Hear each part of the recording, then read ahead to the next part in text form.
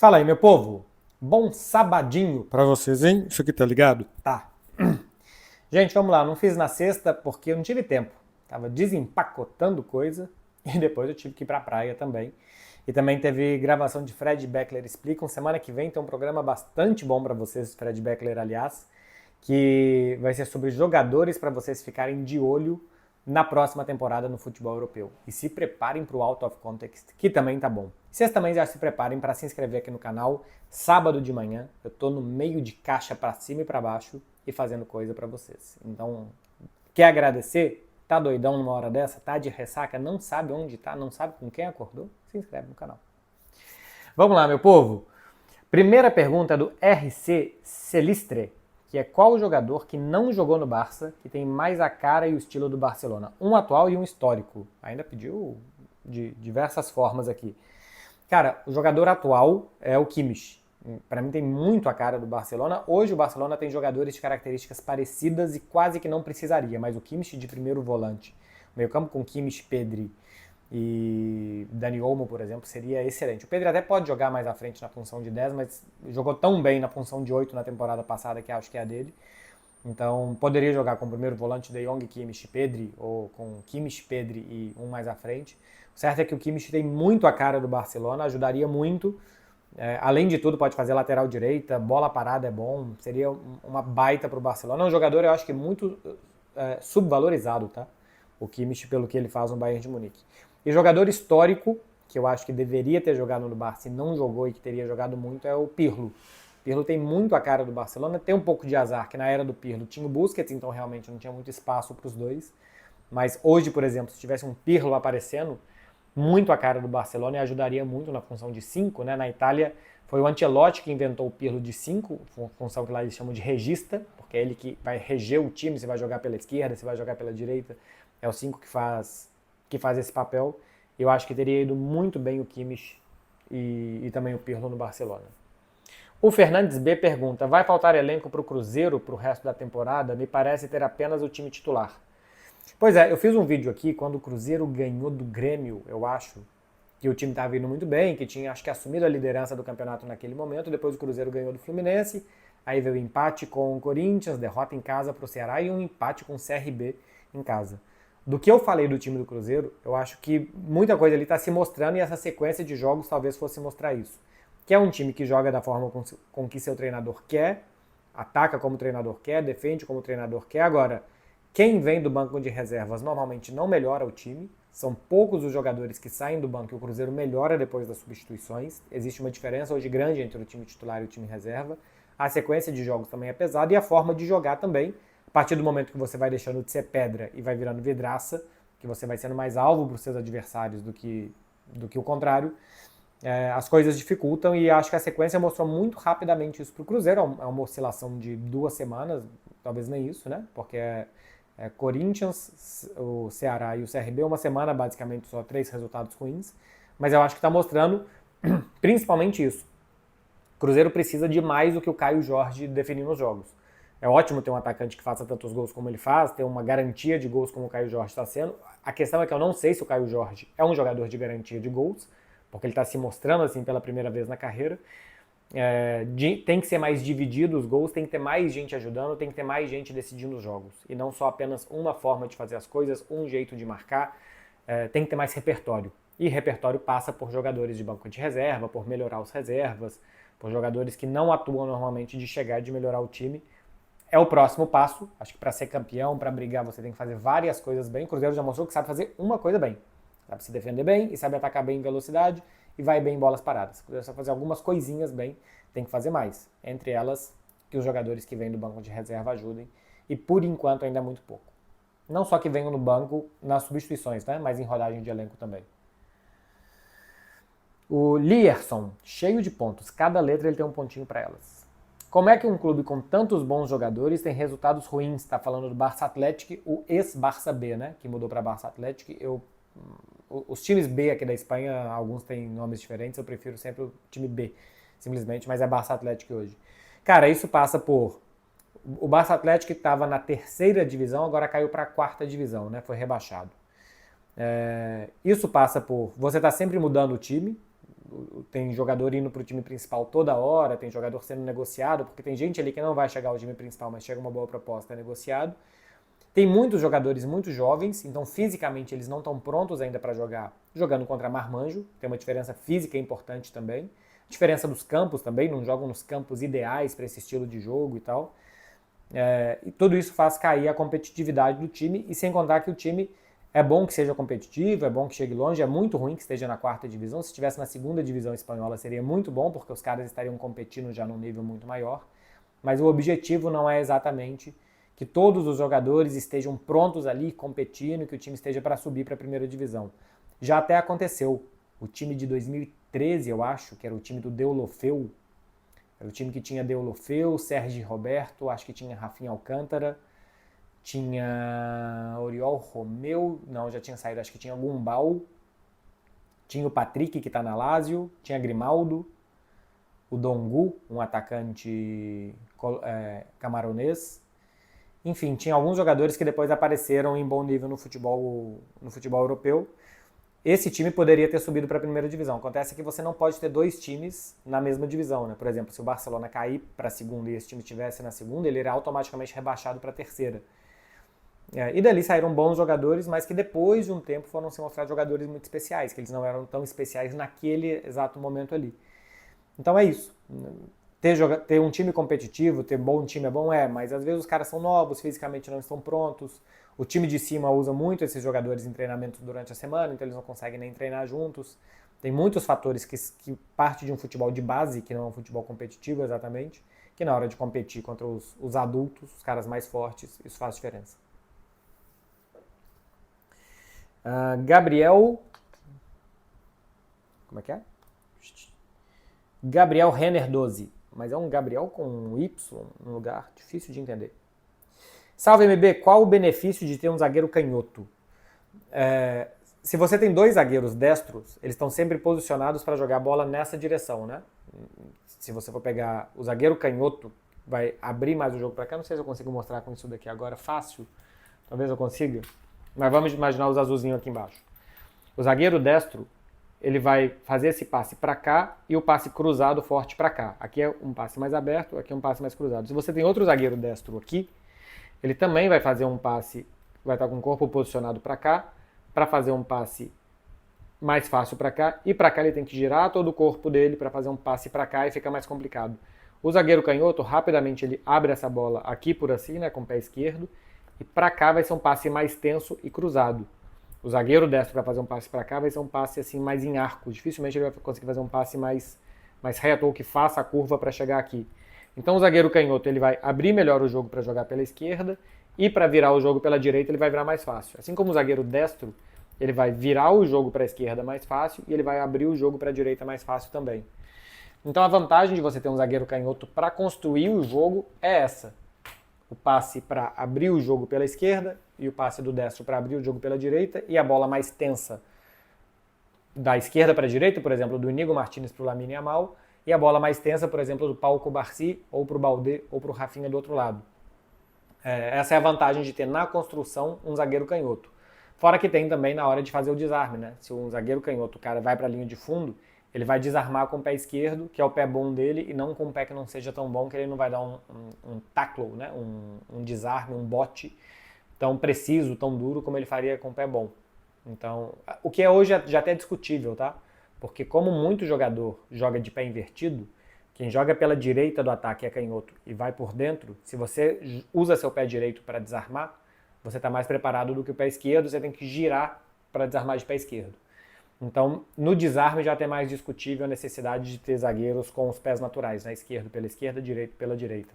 Mas na construção faz muita diferença. E o zagueiro canhoto é muito valorizado por conta disso. É difícil você ter defensores canhotos e que saiam jogando bem. Então, jogadores como o Inigo Martínez no Barcelona, o Bastoni, o Alaba por muito tempo, são muito, muito valiosos porque não é normal você ter esse perfil de jogador. O que muitos times fazem, e o Barcelona não faz, é esconder muitas vezes o jogador de pé ruim na posição mais natural. O Barcelona até faz isso com o Ronald Araújo, né? Por exemplo, quando o Barcelona tinha Piqué e Puyol, o Puyol tinha uma saída de bola okzinha só, e o Piqué tinha uma saída de bola bem melhor. Então eu jogava o Piqué na esquerda, porque era mais fácil dele se adaptar, e o Puyol na direita só fazendo simples. E o Piqué era quem se adaptava melhor para fazer a saída. O Barcelona tenta fazer isso. O Pau Cubarsí é o zagueiro de melhor pé do Barcelona. Eu poderia falar que o Pé Cubarsí é o zagueiro de melhor do Barcelona, mas eu não vou falar. Não vou falar, não vou dar esse gostinho para vocês não. Vocês só imaginem por aí. Poderia deixar ele do lado direito, então você teria sempre a saída limpa do lado direito, mas aí o Ronald Araújo do lado esquerdo, por exemplo, ele que já não é muito bom de saída pelo lado direito, do lado esquerdo seria uma debilidade muito grande. Então você tenta equilibrar, jogando o seu zagueiro de melhor pé para o lado mais desconfortável e tendo um zagueiro com mais dificuldade, onde ele vai pelo menos fazer as coisas mais simples. Eu acho que é por aí, até onde eu aprendi. Christian 85. Acha que o Barcelona ganha tudo essa temporada? Não. Eu nunca acho que um time vai ganhar tudo uma temporada. Simplesmente por margem de erro, né? É bastante provável que em algum momento da temporada você não esteja bem, que você tropece, que você não tenha um bom dia no mata-mata. Então eu acho que nenhum time vai ganhar tudo sempre. Eu acho que o Barcelona é candidato a ganhar tudo. É candidato a ganhar cada um dos títulos, e não todos eles em conjunto. Mas eu acho que o Barcelona é candidato a ganhar a Champions. Por que não seria? O Barcelona ganhou todos os títulos na Espanha e na Champions teve a 2 minutos da final. Se chega na final, está 90 minutos de ser campeão. Então o Barcelona é candidato a ganhar o título espanhol. O Real Madrid nessa temporada levanta muitas dúvidas por toda a reformulação que está sendo feita. O Atlético de Madrid também está reformulando. Daqui a pouco eu vou fazer um vídeo mais sobre os times do Campeonato Espanhol, mas o Atlético de Madrid está fazendo perfil de contratações para quem sabe dessa vez dar um passo à frente e jogar mais com a bola. Mas a gente já viu isso tantas vezes e não se confirmou. Vamos ver se vai ser isso mesmo. Mas o Barcelona, que ganhou o Campeonato Espanhol com sobras, e teria sido mais sobras ainda, não fosse aquele específico tempo ali de 40 dias que ele tropeçou 7 vezes, tirando aquilo, ele sobrou em todo o Campeonato Espanhol, é candidato a ganhar o Campeonato Espanhol. Na Copa do Rei, na Supercopa, também mais equilibrado, porque aí tem mais confronto direto que vai decidir. E na Champions também, um time que chega na semifinal, que joga como o Barcelona jogou, é candidato também a ganhar a Champions. Outra coisa é que vai ganhar algum ou alguns desses títulos. Mas não acho que ganha tudo, por margem de erro. Simplesmente isso. Quando você joga uma moeda muitas vezes para cima, dificilmente vai cair cara todas as vezes. Edson C00. O que fazer quando ela visualiza e não responde? Parte para a próxima. Se ela não responde, é porque ela não quer. Ela ou ele, quando quer, responde na horinha. Mas na horinha mesmo. Ou, claro, que se estiver muito ocupado, não. Mas responde. Quem quer, responde. Se todo mundo combinar, todo mundo vai responder. Se ela visualizou e não respondeu, eu sinto lhe informar, mas ela está respondendo o outro. Ou outros, também tem isso. Às vezes só você que ela não responde, ela está respondendo um pessoal por aí, cada dia está respondendo uma pessoa diferente. E a sua hora da resposta nunca chega. Então, chegou a hora de você procurar alguém que vai te responder. Leonardo Sassá. Você acha que qual foi o ano do auge técnico e físico do Neymar e qual jogo demonstrou isso para você? Eu acho que o melhor ano do Neymar é 14, 15 e depois 15 16. 15 16 tem aquele período que o Messi se lesiona.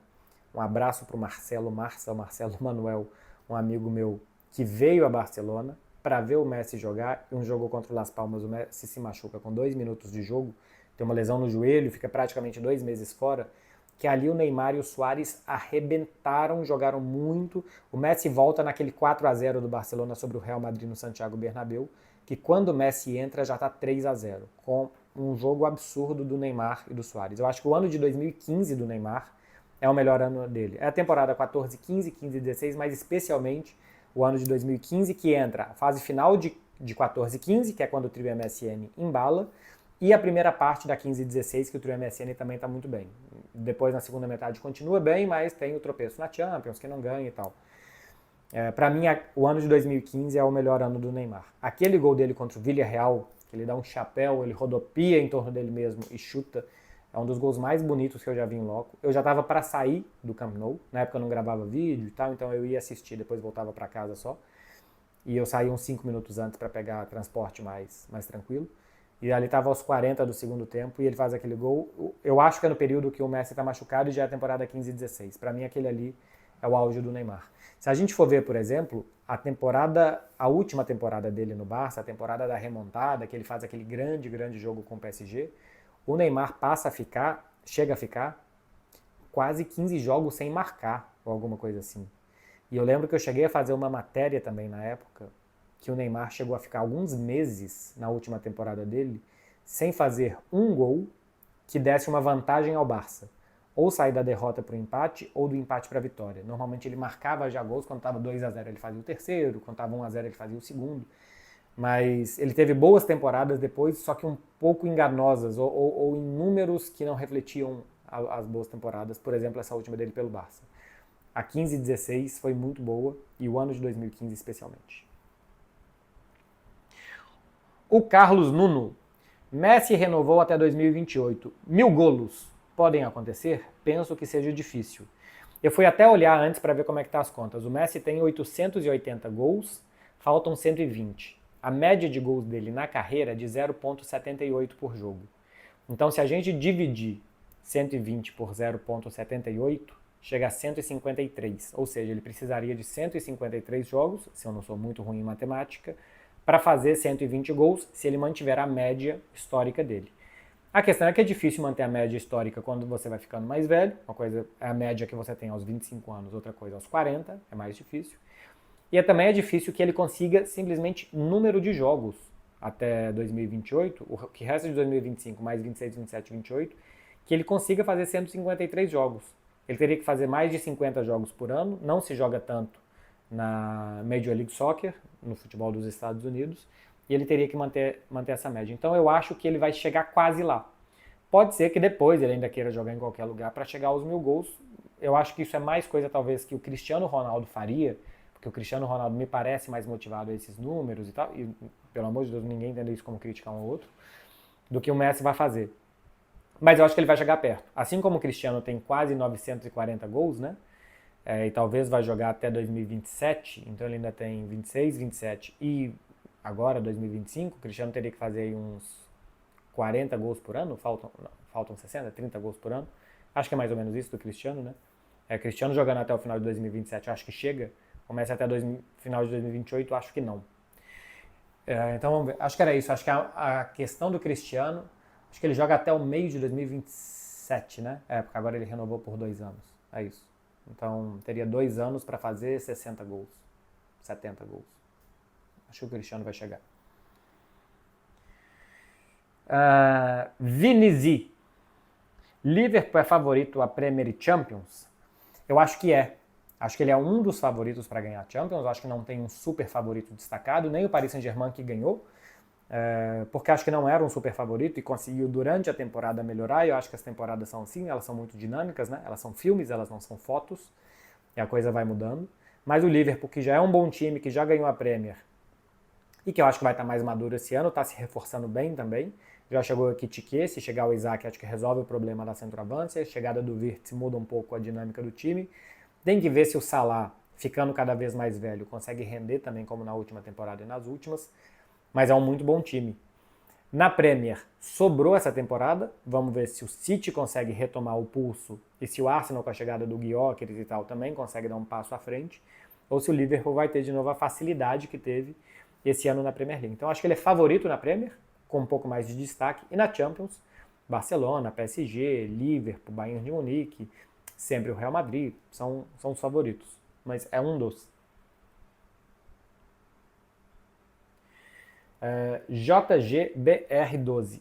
Essa pergunta aqui eu peguei porque eu gosto da possível, porque eu imagino que seja flamenguista, autoestima do flamenguista brasileiro. Normalmente o flamenguista é brasileiro. Flamengo pode ter projeção de em 5 anos ter uma economia que compita com os grandes clubes europeus?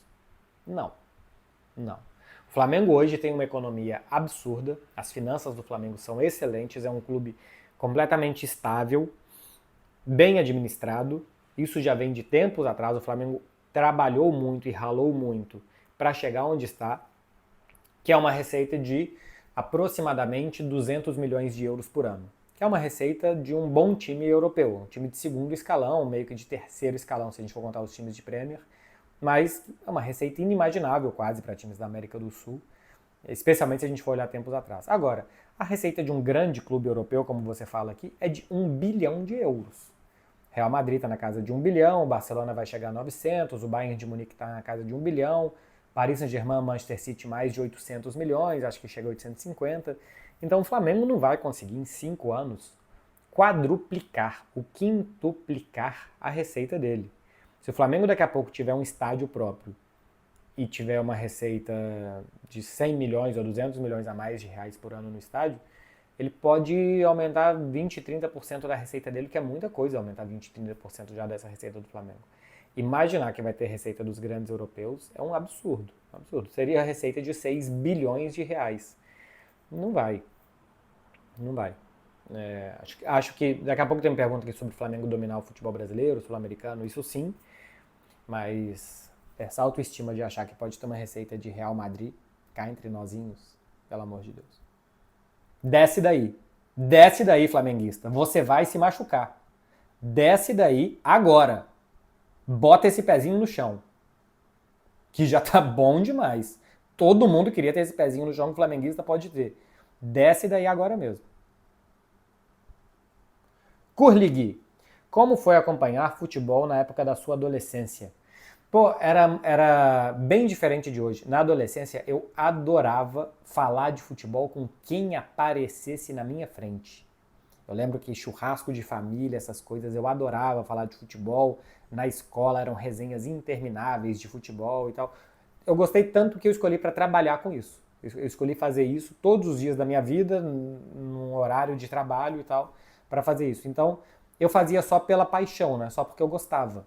Então eu gostava de ver um jogo e depois ir comentar com os meus amigos como é que os caras jogaram, o que eu achava e tal. E a mesma coisa na família e o que eu achava que ia ser o campeonato e tal. Tem um irmão do meu pai que é o meu padrinho, Ivanil. Até hoje ele conversa de futebol comigo, mais ele comigo do que eu com ele. Porque essa minha relação mudou. Hoje no meu horário de folga, hoje quando eu não estou trabalhando, eu não quero falar de futebol. Não é que eu não goste mais de futebol, que futebol para mim seja só trabalho, mas é que já me ocupa tempo suficiente e eu preciso não falar de futebol e não pensar de futebol quando eu não estou trabalhando. Senão eu fico exausto e na hora que eu for trabalhar eu não vou trabalhar bem. Então mudou um pouco a relação de antes, era só porque eu queria e porque eu gostava, e agora eu quero, gosto, mas eu preciso delimitar um tempo para pensar e para falar de futebol. Então muitas vezes eu estou em reunião familiar, estou com amigos, vem falar de futebol comigo, eu não quero. Vira e mexe, alguém me manda mensagem, estou indo para Barcelona, queria uma resenha de futebol com você, e eu nem respondo porque eu penso, mas eu não quero com você não. Eu não quero com você não. Porque para mim é trabalho. E minha hora não é barata também não. Então, antes eu tinha uma relação com o futebol só amistosa, né? Só porque eu gostava. Hoje eu gosto, mas é uma relação profissional. E hoje também eu percebo que assim, que as pessoas não acompanham, não é que eu seja melhor do que os meus amigos ou familiares, mas as pessoas não acompanham tanto quanto eu. Então na hora de falar assim, pô, eu não sei se esse Salah joga isso tudo não, hein? Eu falo, caramba, você viu quantos jogos do Salah? Quanto você viu do Salah? Se a pessoa fala, pô, eu vejo todo o jogo do Salah e eu acho que ele não joga isso tudo. Sabe, se vier o Mário Marra conversar comigo, Fred Caldeiro, assim, pô, eu não acho que o Salah seja isso tudo não, porque olha só, pô, eu vou parar, ouvir e a partir daí ver o Mohamed Salah com outros olhos. Assim como eu vou em BH, eu encontro com o Iguinho, meu amigo, muito atleticano, e se ele fala, pô, o Hulk essa temporada, eu paro e escuto, porque ele sabe mais de Atlético do que eu, ele vê tudo do Atlético todo o tempo, então meu pai quando vai falar do Cruzeiro é a mesma coisa. Mas no geral, como eu acompanho muito mais futebol do que a média das pessoas, porque eu trabalho com isso, fica uma conversa que não é boa. Porque eu acompanho muito mais, eu vejo muito mais, eu tenho muito mais informação, então fica desigual a conversa. Eu não sei se eu consegui parecer que eu não quero ser muito idiota de parecer que eu sei mais que os outros, porque não é. É simplesmente eu preciso ver mais e acompanhar mais do que os outros para eu justamente pautar esses outros na hora que eles forem conversar. Mas ainda assim, tem torcedores dos times que sabem muito mais que eu, o que deixa meu trabalho muito mais difícil também, né? Na hora que eu vou fazer um vídeo aqui sobre qualquer time, o torcedor desse time sabe muito mais desse time do que eu. Vou fazer um vídeo aqui sobre o Flamengo. O torcedor do Flamengo sabe muito mais sobre o Flamengo do que eu, porque ele vê tudo do Flamengo o tempo inteiro e eu não. Eu vou precisar parar, estudar alguma coisa sobre o Flamengo ali para fazer um vídeo específico. Até do Barcelona, que é o que eu trabalho todos os dias da minha vida, eu também preciso parar, pensar, ver o que eu vou falar sobre o Barcelona, porque quem acompanha o Barcelona no Brasil também sabe tudo sobre o Barça e muitas vezes mais do que eu. Enfim, era basicamente isso. Isso aqui tá ligado? Tá. Tá entrando mais ou menos. Isso aqui. Não sei se o áudio tá bom para vocês ou não. Rainer. Caramba. Rayan. Então. É porque vocês não colocam ponto. Caramba, eu fico pensando como que você passa isso para alguém. Parece ser Rayan Ergues. E acho que nem é uma piada, porque né, dá para você mandar um Tomasto, não sei o que e tal, num chat, mas no perfil do Instagram acho pouco provável que a pessoa faça isso. Mas é Rayan Ergues, o que é engraçado. Seu nome, Rayan, desculpa. Beckler, em quanto tempo você acha que o Barcelona vai brigar por contratações caríssimas? Bom, o Barcelona contratou o Dani Olmo temporada passada, que foi 60 milhões, né? Foi uma contratação caríssima. Mas eu acho que quando voltar a jogar no Camp Nou, depois de uns 2 anos, vai brigar por contratações muito caras. Você vai fazer contratação de 100 milhões, se for o caso, se precisar e se achar que deve. Porque quando voltar a jogar no Camp Nou, ainda vai ter um tempo meio apertado até aquilo ali começar meio que a se pagar e a roda começar a girar rápida de novo. Mas hoje o Barcelona já está com uma situação econômica bem melhor, já está com salários muito mais equilibrados. Agora está tendo um grande processo de renovações de contrato, né? Pedri, Rafinha, Lamine, agora Condé, daqui a pouco Frenkie de Jong. Tem vários jogadores do Barcelona renovando seus contratos, que é muito bom para proteger os caras, para não saírem por aí quase de graça. Mas isso também vai ter um custo, mas a economia de salários do Barcelona, que foi o que ferrou o Barça, que eram salários muito, muito altos, está muito mais estável e equilibrada agora. Mas está ganhando 100 milhões de euros menos por ano saindo do Camp Nou para jogar em Montjuic. Quando voltar a jogar no Camp Nou, quando ele tiver completo 100 mil pessoas por jogo, arrecadando cerca de 300, 350 milhões por ano só de estádio, aí o Barcelona vai voltar a ter grana, tem que pagar as coisas que ele está devendo, e a partir daí começar a pensar em contratações dessas muito caras. O que cai entre nós não é sinal de sucesso, né? Coutinho, Dembélé e Griezmann, 3 contratações absurdas e que não deram retorno, que Lamine, Firmino, Pedri, o Rafinha custou 60, mas que jogadores ou que já estavam, que foram muito baratos, estão dando. Fernando Jesus, 2002, pergunta aqui sobre o parente dele, o Gabriel Jesus. Salve MB, Gabriel Jesus não seria uma boa pós-saída do Leva? Acho que combina bem. Por característica, o Gabriel Jesus tem uma característica que é muito boa para o Barça. Ele ajuda muito na pressão para recuperar a bola do adversário. No jogo do Hans Flick isso é fundamental, então ele ajudaria muito nisso. Ele é um atacante móvel. Barcelona que tem um ataque que quer abrir espaço toda hora, um atacante móvel ajuda muito também. Ele pode jogar do lado do campo, sendo um jogador de múltiplas funções. Para um elenco curto você ter gente que faz muitas funções também ajudaria muito. E acho que ele é um cara que garante, se estiver bem fisicamente, 20 gols por temporada, talvez, num time como o Barcelona, se ele jogar sempre, então ajudaria. A questão é a física, né?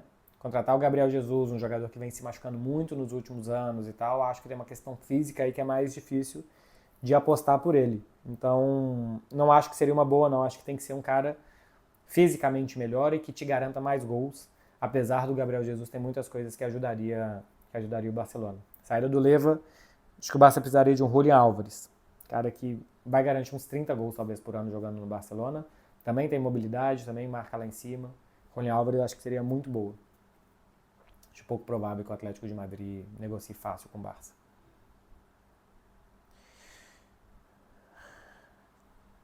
Impossível.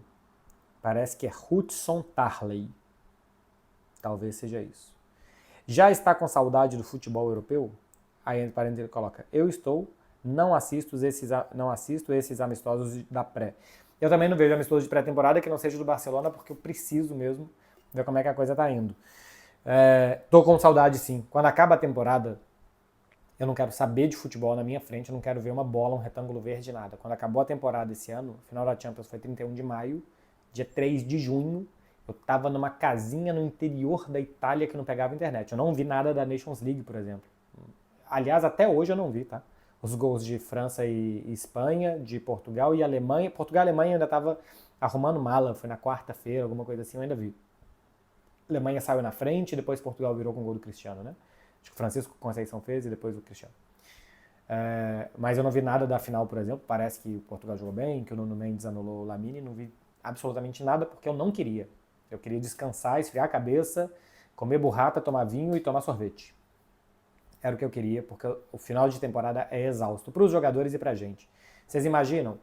Eu, eu faço 60 vídeos pós-jogo do Barcelona. Eu vejo quase todos os jogos do Real Madrid, pelo menos no Café com Beckler eu faço os vídeos do Real Madrid. Liga dos Campeões, a partir das oitavas de final, eu sempre faço vídeos mata-mata dos outros times. Então, só que eu faço vídeo de jogo, uns 120 por ano, fora de futebol brasileiro e de outras coisas. Cara, é muito vídeo, é muito jogo que eu paro para analisar totalmente o jogo por ano. Então chega o final de temporada, eu tô exausto, eu não consigo mais ver e eu não sinto prazer de ver. Então eu preciso, assim, de um mês e pouco. Isso, assim, em junho, aí depois começou o Mundial. O Mundial eu relutei em querer ver e analisar também. É porque os brasileiros jogavam com os europeus, iam bem, eu estava trabalhando na TNT também ainda, né, fazendo os programas na época sobre isso. E aí eu fui fazendo, mas eu estava exausto. Então, agora sim, tô com saudade, tô doido para voltar, quero que comece logo. Os amistosos de pré-temporada são chatíssimos também e tal, mas agora eu tô com vontade. Vou falar um negócio pra vocês. Eu tava nessa pergunta e começou a piscar um negócio aqui. Eu falei, eu tô com algum problema no olho. Uma luz vermelha aqui. Aqui. E é simplesmente porque a luz que eu coloquei aqui, aparentemente ela tá dando algum problema e ela tá piscando. Então não é o meu olho, tá tudo certo com ele. Só vou apagar essa luz aqui. É um LEDzinho que eu coloquei. Nem tá apagando. Tá nem funcionando também não. Se eu tirar da tomada vai funcionar. Então tá tudo certo. Aliás, para quem fica de vez em quando falando, olha, o seu olho está branco de um lado. É simplesmente que eu coloco a luz, às vezes, que não fica centralizada de um lado ou de outro, por isso que dá luz. Leonardo Melo 97. Qual foi seu roteiro na viagem à África do Sul? Eu fui para Joanesburgo. É razoável, não é muito legal não. Não é muito agradável Joanesburgo. Muitas avenidas, deslocamento muito grande. Não tem tanta coisa assim legal para ver. O Museu do Apartheid é legal, esse sim. Depois eu fui pro Krug Safari, o Kruger, é bem legal. O Kruger é bem legal, é uma reserva natural, acho que é maior do que o estado do Alagoas, alguma coisa assim. E é bem estruturado para receber os safaris. E depois eu fui para a Cidade do Cabo. Fui no Cabo da Boa Esperança, Cidade do Cabo. Cidade do Cabo é bem mais bonita. Tem a Table Mountain e tal, tem mais vida assim de praia e tal. É legal. Foi o que eu fiz. Essas três coisas. Instatami. MB, o que você acha que acontece com Paquetá agora? Vamos ver se ele vai conseguir voltar a jogar com alegria, né? Paquetá, acho que realmente as coisas foram pesando muito para ele nesses últimos 2 anos. Prejudicou a contratação do Manchester City, que estava quase tudo certo com ele. Lembrando que a investigação veio a público e veio à tona porque a Federação Inglesa, a FA, instruiu o Manchester City, ou avisou o Manchester City que existia essa investigação para o Manchester City decidir aí se ele queria contratar ou não o Lucas Paquetá, mas que poderia ter consequências essa investigação que o Lucas Paquetá passou. No final das contas ele foi inocentado e agora ele pode jogar futebol com toda a paz que ele merece jogar. E vamos ver se ele consegue voltar a jogar bem. Lucas Paquetá, nos últimos anos, não conseguiu jogar bem. Eu acho que muito disso, né? Futebol é muito psicológico. O cara já mostrou que sabe jogar bem futebol, ele já mostrou a capacidade técnica que ele tem, mas nos últimos 2 anos não conseguiu jogar nem perto disso, embora pôde continuar fazendo a profissão dele enquanto era investigado, acusado e julgado.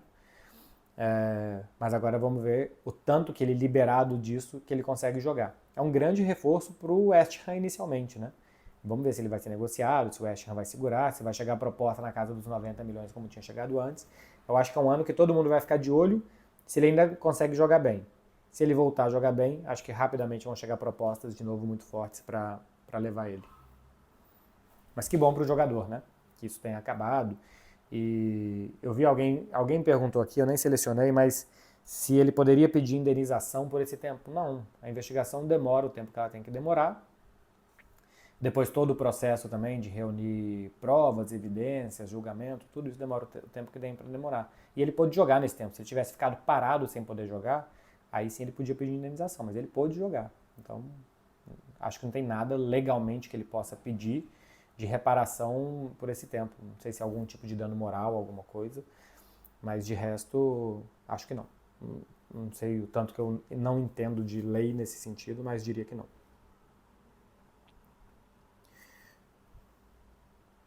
Michael Blake. Marcelo, o que você achou do desrespeito que a Barça TV cometeu com o Modric? Para quem não viu, né, o jogo do Barcelona contra o FC Seul foi transmitido no YouTube do Barcelona, e ali eles estavam falando sobre camisa 10 e tal, eles falaram que o último serviço do Luka Modric tinha sido dar assistência para o Koundé, pro gol da final da Copa do Rei. Rapidamente falaram, mas é uma piada, o Luka Modric, um dos grandes jogadores desse século, da sua geração e tal. Eu acho que foi só uma piada, acho que não é nada demais, não é uma piada de mau gosto, não é uma piada que fere nenhum tipo ou de orgulho, ou de, né, assim, não fere a raça, não sei, a intimidade do Luka Modric, nada disso. É uma piada de torcedor e nada mais do que isso também. Eu acho que é sempre de melhor tom que você não brinque com os outros nessa coisa de futebol, que institucionalmente não gosta que um clube brinque com outro, porque gera todo tipo de debate, de sensibilidade e tal. Então eu prefiro que não faça. Que os torcedores façam sim. A gente tem que fazer. Torcedor em rede social, que brinquem e tal, completamente. Que a instituição brinque, não, e ali o narrador, o comentarista estavam representando a instituição, mas eu também acho que não é uma piada minimamente ofensiva, agressiva, que foge do tom, é só uma piadola, não tem nada demais. O que é bom evitar? Não acho que tenha sido para tanto como muita gente se sentiu ofendida. Não acho que é para tanto. Uma piada que eu não faria. Eu não brincaria com isso. Talvez eu fizesse sim, tô falando para falar a verdade. Mas se eu tivesse... talvez eu faria porque no calor do momento, um jogo de 90 minutos, um jogo descontraído, você acaba fazendo uma piada e você pode acabar fazendo uma piada que eu não escreveria a piada, por exemplo, e publicaria. Mas eu não gosto que os clubes façam esse tipo de coisa com adversários. Faz piada com seus próprios jogadores, né? Um outro tom de piada, é claro, mas faz piada com seus próprios jogadores.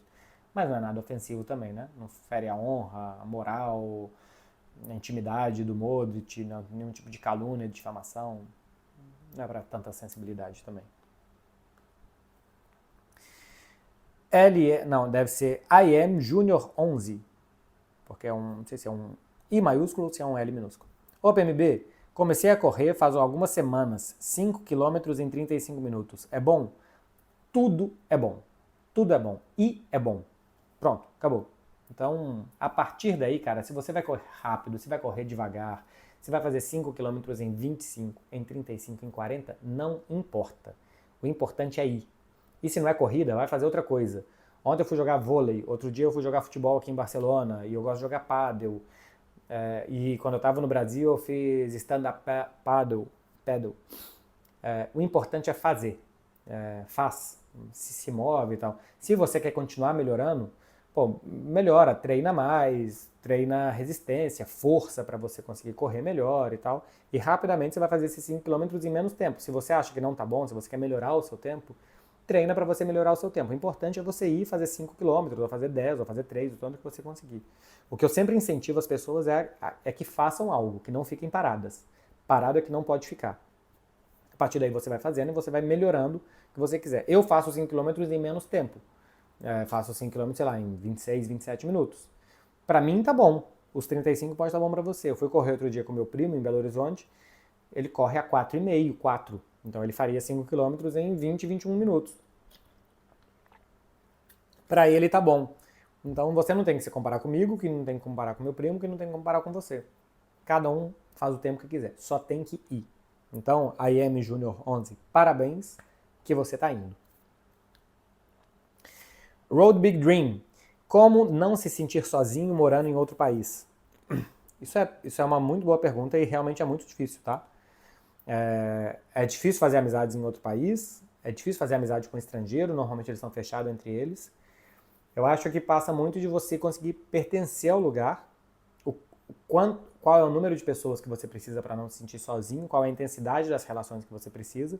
Conheço gente que tem um tanto de relações mais ou menos superficiais e se dá super bem. Conheço gente que precisa conhecer quase ninguém e que não se sente sozinho também. Então é muito individual. Eu acho que se você se sente à vontade, é o que interessa. Eu não tenho muitos amigos, grupos de amigos diferentes e tal. Então eu não me sinto sozinho porque os que eu conheço são bem familiares, assim, sabe? De abrir geladeira, de ir na casa sem o outro tá e tal. É tranquilo.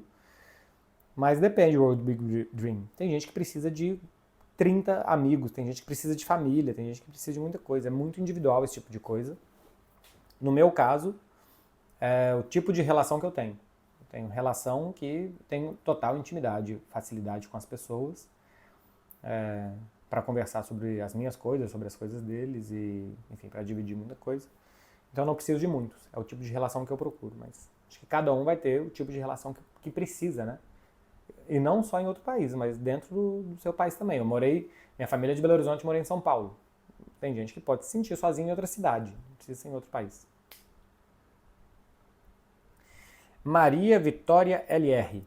Por que Messi, Mbappé e Neymar não deram certo juntos? Tinha uma coisa de encaixe sem a bola que era muito importante, que o Messi trabalha muito pouco sem a bola, o Mbappé também. O Neymar era um pouco mais sacrificado, mas era para ser mesmo. Pelo motivo de era fisicamente quem conseguia entregar mais, o Mbappé também poderia entregar mais fisicamente sem a bola. Só que um time que precisava recuperar a bola e o Mbappé é um jogador para colocar na corrida, ele realmente tinha que estar mais à frente para receber essa bola, para ser acionado em velocidade. O Mbappé poderia jogar pelo lado esquerdo, fechando um pouco mais e recuando sem a bola, com o Messi sobrando um pouco mais, e quando recuperasse o Mbappé desse sprint, pode, mas ia desgastar ele muito para trás.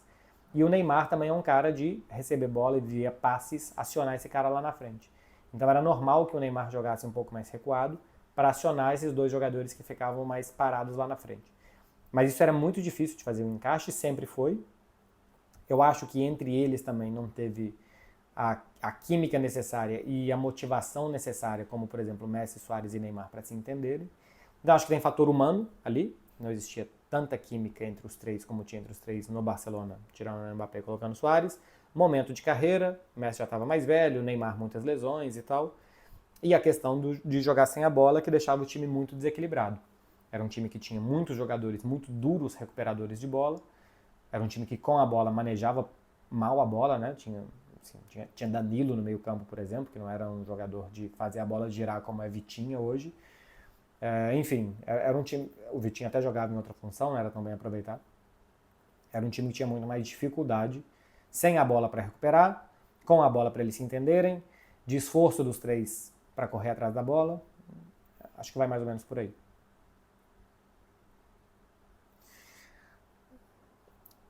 Cabral Ius. Cabral Ius. Qual o melhor meio de aprender catalão? Site, curso, etc. Obrigado. Cara, eu aprendi com entrevistas coletivas de futebol, com música, colocava música e a tradução da letra para ficar lendo aquilo ali. E depois por exemplo, eu via muito noticiário esportivo. Então o vocabulário esportivo, que mais ou menos você já conhece, eu ia pegando o resto da frase e tentando fazer sentido nas coisas. Mesma coisa na música, eu comecei a conhecer algum tipo de vocabulário e depois você vai entendendo mais ou menos como é que faz o verbo e aquilo ali. Depois comecei a assistir série com legenda, lia a legenda, escutava o que estavam falando. E esse tipo de coisa foi me fazendo entender. Cada um vai ter o seu método, né? Então acho que não tem um tipo de método que sirva para mim que vai servir para todo mundo. Então o meu jeito foi esse. Foi entrevistas coletivas de futebol, música com tradução, filme, série com legenda, noticiário esportivo, depois noticiário normal também. Foi o jeito que eu aprendi. E aí depois eu comecei a falar, falava muito sozinho, para falar e ver se estava certo ou não. Sempre que eu tinha dúvida, eu rapidamente ia no tradutor, até hoje faço isso, vou no tradutor para ver como é que é alguma coisa que me falta. Foi um método que eu aprendi. Não sei se serve para todo mundo.